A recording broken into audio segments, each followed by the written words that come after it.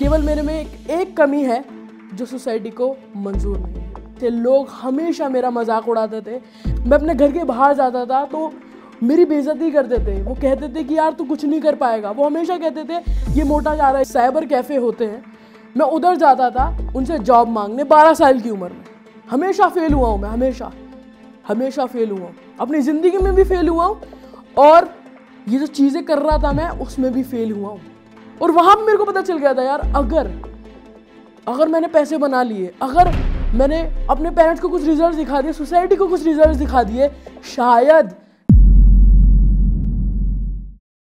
सीखिए spoken English, personality development और बहुत कुछ इंडिया के टॉप एक्सपर्ट्स के साथ। आज ही जोश स्किल्स ऐप पर अपने मनपसंद कोर्स को शुरू करिए। Download the app today. नमस्ते दोस्तों, मेरा नाम उमेर कुरैशी है और मैं एक 16 साल का बच्चा हूँ। मैं करता क्या हूँ और मैं जोश टॉक के मंच पे क्यों हूँ वो मैं आपको आने वाले वक्त में बताऊँगा। लेकिन मैं सबसे पहले चाहता हूँ कि केवल आप 10 सेकंड निकालिए अपनी ज़िंदगी के और अपने मोहल्ले के उस बच्चे के बारे में सोचिए जो कि मोटा है और लोग उसको अलग अलग नाम से पुकारते हैं। आपके मोहल्ले के लोग, कोई उसको मोटू कहता है, कोई उसको हाथी कहता है और बहुत सारे नाम से पुकारा जाता है वो। और लोग समझते हैं कि वो अपनी ज़िंदगी में कुछ नहीं कर पाएगा और वही बच्चा मैं था।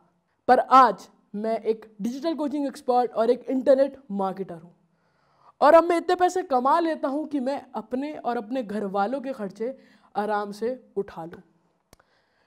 लेकिन ये जो जर्नी की पूरी शुरुआत है ये ऐसे नहीं हुई थी।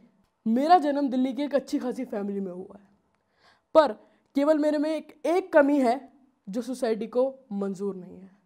वो कमी क्या है कि मैं मोटा हूँ और यही कमी हमेशा से मेरे को बदनाम करती आई है।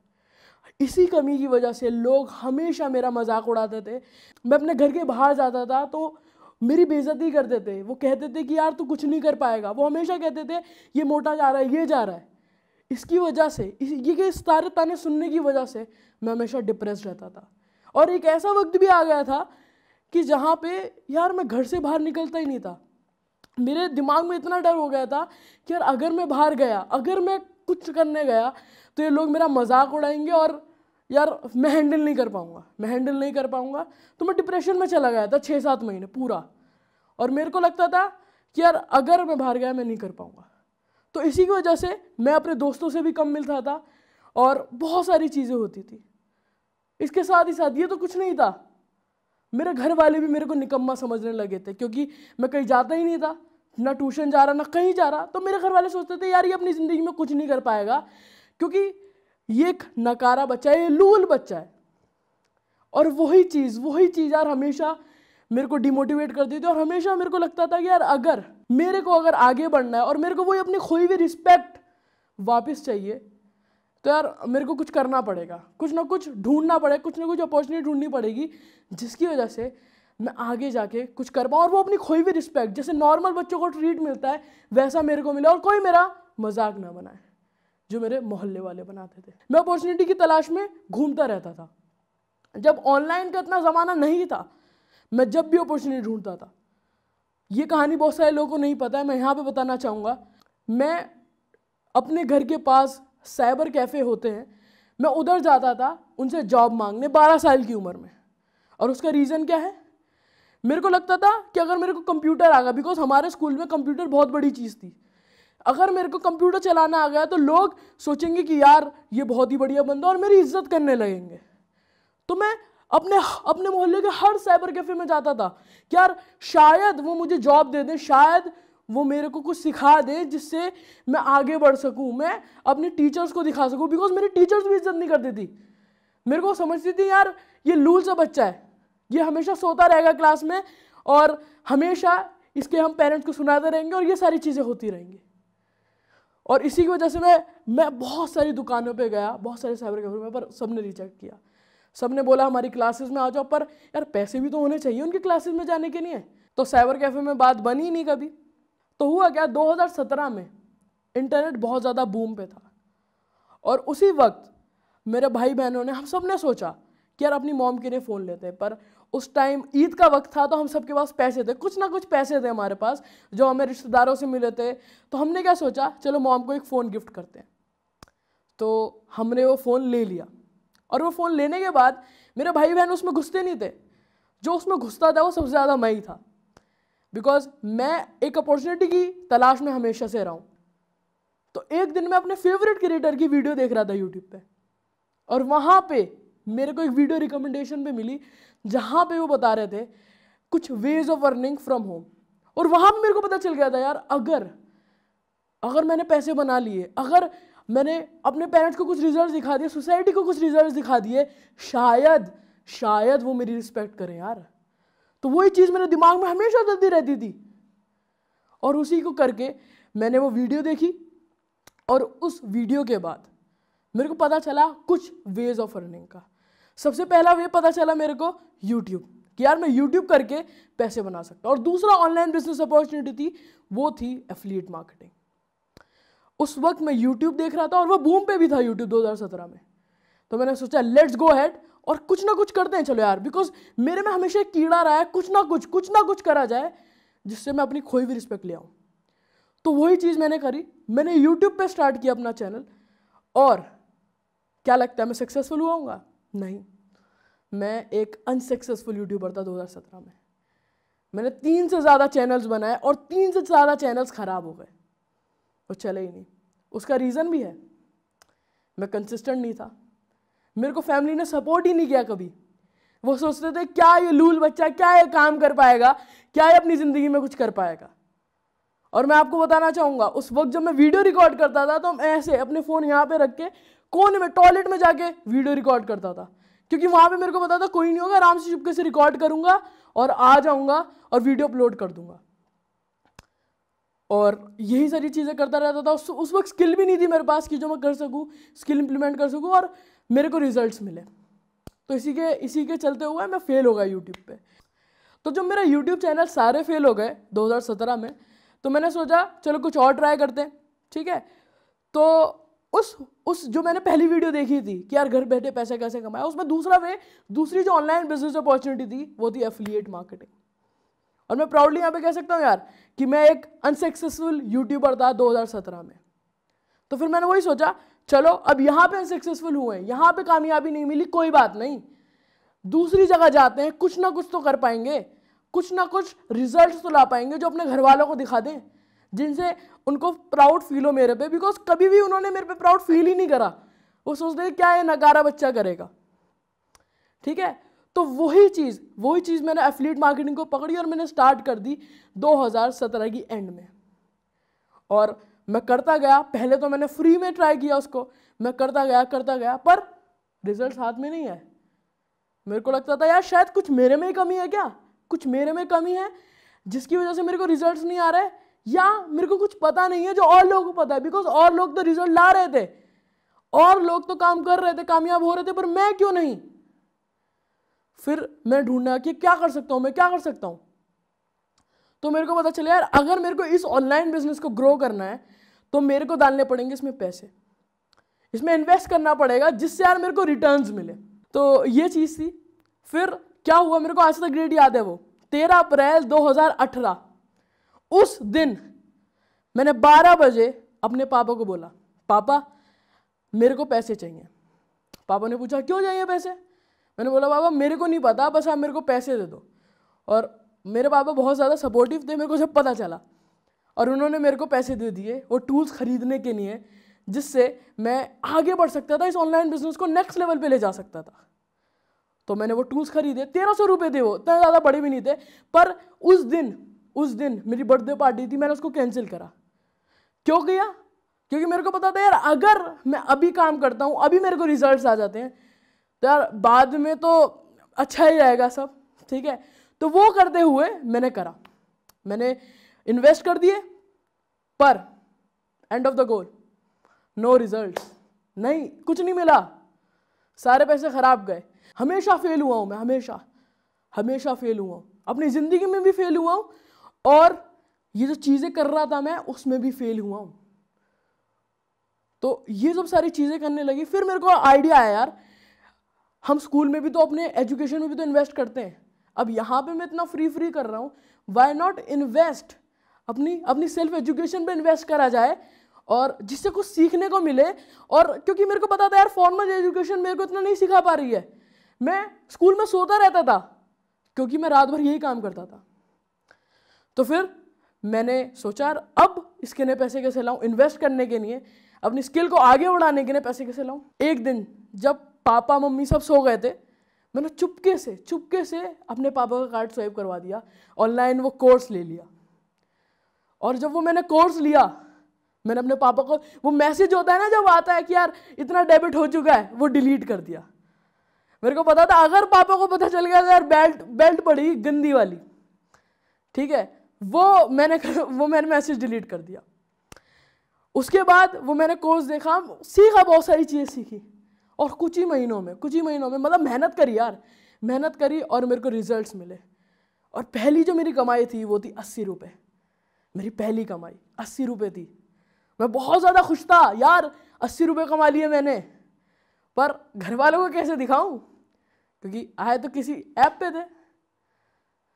और एक और चीज़ थी यार, 80 रुपये तो कोई भी कमा लेता है, 80 रुपये इतने मायने रखते पर महीने नहीं मायने रखते। तो जैसे जैसे मैं सीखने लगा तो मैं इंडस्ट्री के बहुत सारे एक्सपर्ट से मिलने लगा, उनको जानने लगा यार वो कैसे काम कर रहे हैं और क्या सारी चीज़ें जो उनको सक्सेसफुल बना रही है। तो वहाँ पर ही मैं अपने एक मेंटोर से मिला, सौरभ भटनागर से।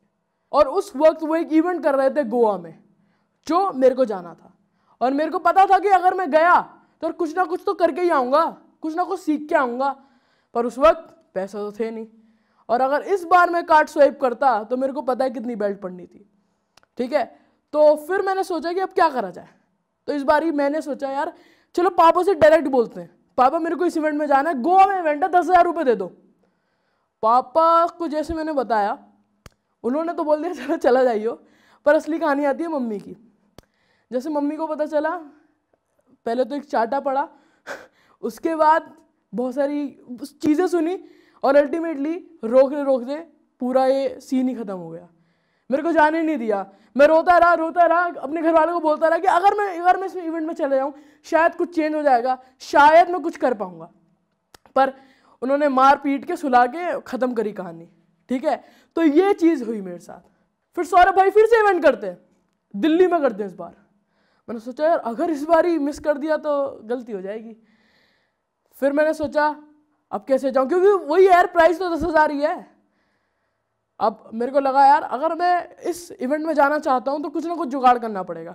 और मेरी इनकम अभी तक आई नहीं थी, मैं कर रहा था इनकम, पर डैशबोर्ड में थी, वो आने वाली थी कुछ दिनों बाद, मतलब 4 दिन बाद आने वाली थी इवेंट के पहली इनकम, पर वो आई नहीं थी। तो फिर मैं ट्राई करा कुछ हो जाए।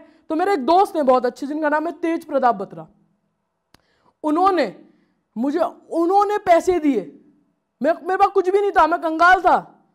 उन्होंने मेरे को पैसे दिए कि ले उमेर 10,000 रुपये ले, तू मेरे को दे दियो जब तेरी इनकम आए। और उनकी वजह से मैंने वो इवेंट अटेंड किया चुपके से। भाई मैं चुपके से निकल गया।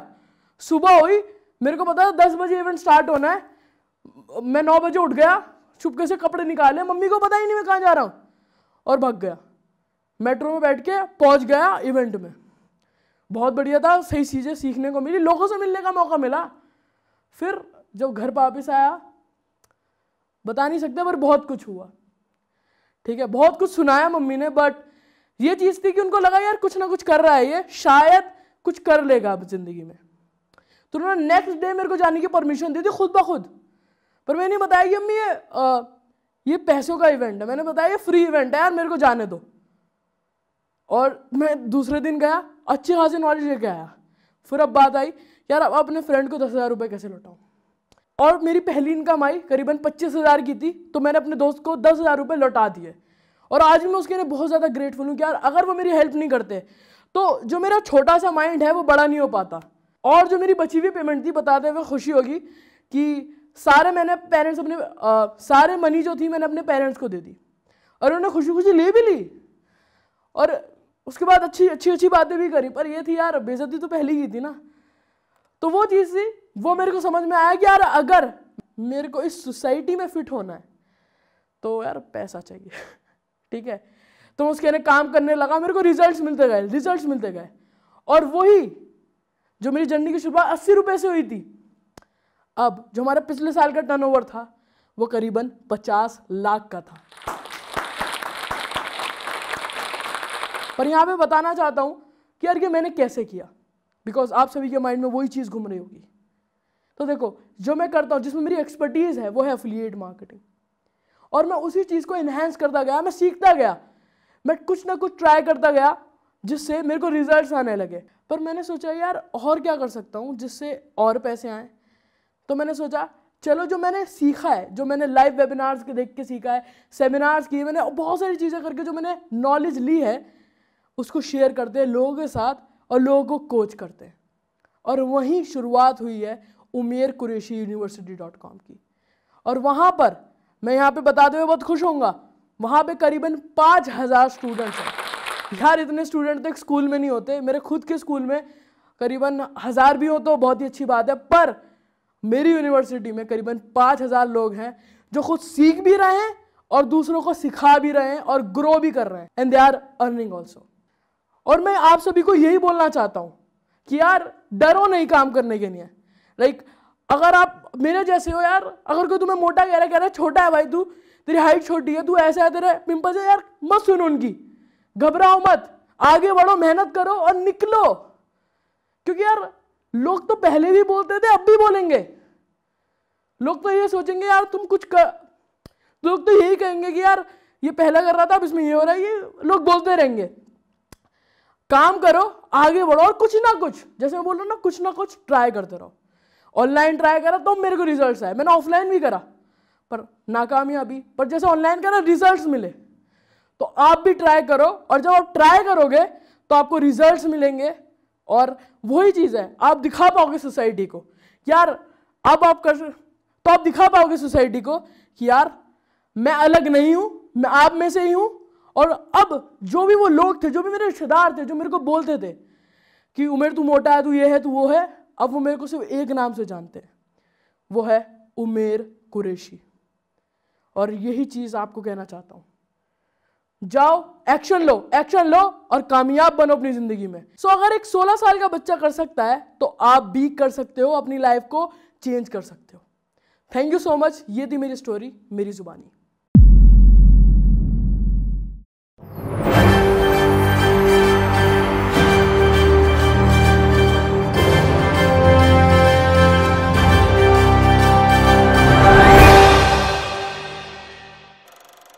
मंजिलें मिल ही जाएंगी, भटकते भटकते ही सही।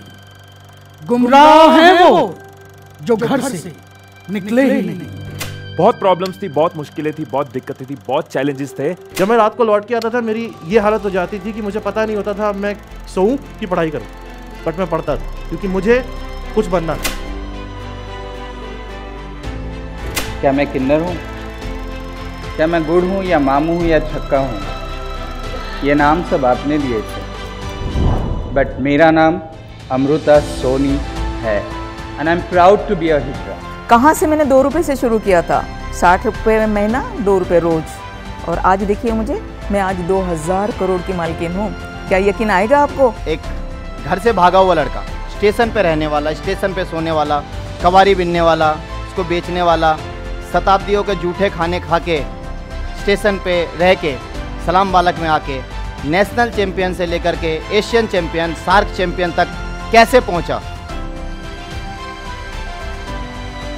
अब राजा का बेटा राजा नहीं बनेगा, बल्कि राजा वही बनेगा जो सच में हकदार हो। फेल हो फिर से सीखो, फेल हो फिर से सीखो। फेल होना इज एन ऑप्शन, फेल होना ऑप्शन है, ये भी अप करना ऑप्शन नहीं। हम छोड़ नहीं सकते उस चीज को, हम पीछे लगे रहेंगे जब तक कि वो हमारी चीज पूरी ना हो जाए। जिंदगी आपको कुछ नहीं देने वाली, जिंदगी को मायना आपको देना है, और आप अपनी जिंदगी को मायना तभी दे पाएंगे जब आप हार नहीं मानेंगे।